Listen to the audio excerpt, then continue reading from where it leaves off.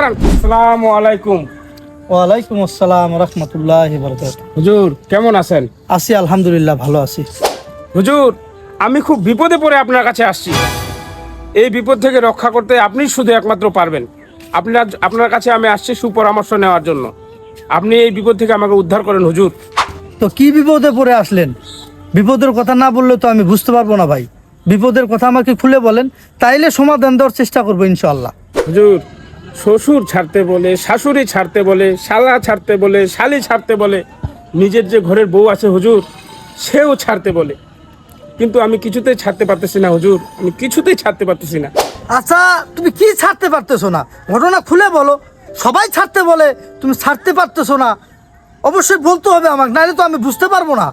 আমাকে খুলে বলো তুমি। হুজুর আমি বাবা ছাড়তে পারতেছি না হুজুর। না, বাবা তো ছাড়া যাবে না। বাবা তো ছাড়ার জিনিসটা।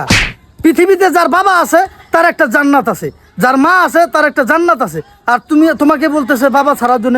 তোমার শ্বশুর শাশুড়ি আত্মীয় স্বজন পাড়া প্রতিবেশী সবাই একদিকে, তোমার বাবাই একদিকে।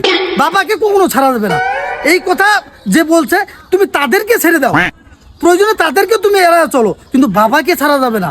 আপনার মতো তো একটা ছেলে এই গ্রামে পাওয়া যায় না। আসলে আপনার বাড়ি কোন জায়গায় বলেন তো? হুজুর আমার তো বাড়ি এখানে আশেপাশে না, আমার বাড়ি হলো দক্ষিণ ভান্ডারা। আচ্ছা, তোমার বাবার নাম কি? আপনার বুঝতে ভুল হচ্ছে হুজুর, আমি আমার জন্মদাতা বাবার কথা বলছি না তো হুজুর, আমি বলছি ইয়াবার কথা, ইয়াবা বাবা। আস্তাগফিরুল্লাহ, আস্তাগফিরুল্লাহ, আস্তাগফিরুল্লাহ। হ্যাঁ, আমার তো বুঝার ভুল হয়েছে তখন। তাইলে আমি তো মনে করছিলাম তোমার জন্মদাতা বাবার কথা বলতেছো এখানে। হ্যাঁ, তাহলে তো তোমার শ্বশুর শাশুড়ি শালা সুমন্দি আত্মীয় স্বজন তারা তো নিষেধ করে ভালোই বলছে। হ্যাঁ, তুমি তাদের কথা শোনো নাই, আবার তুমি আমার কাছে আসছো উপদেশ নেওয়ার জন্যে। হ্যাঁ, ছি ছি ছি ছি ছি, তুমি এই কাজ জীবন আর করিও না। তোমার আত্মীয় স্বজন যেটা বলছে তোমার ভালোর জন্যই বলছে। এই ইয়াবা তো সর্বনাশা ইয়াবা, এই যুব সমাজকে ধ্বংস করে দিল। ভালো হয়ে যাও, তোমাকে যেহেতু তারা উপদেশ দিছে তুমি ভালো হয়ে যাও। যাক, ভালো হয়েছে তুমি আমার কাছে আসছো। তো তোমার কাছে আমার একটা আকুল আবেদন, তুমি আজকের পর থেকে জীবনে আর ইয়াবার নাম মুখে নিবে না। আর আজকের পর থেকে কান ধরে তোবা করো, জীবনে আর ইয়াবা খাবে না, 5 ওয়াক্ত নামাজ পড়বে। এই যে নাও, তোমাকে আমি টুপি দিচ্ছি, এই টুপি পরো।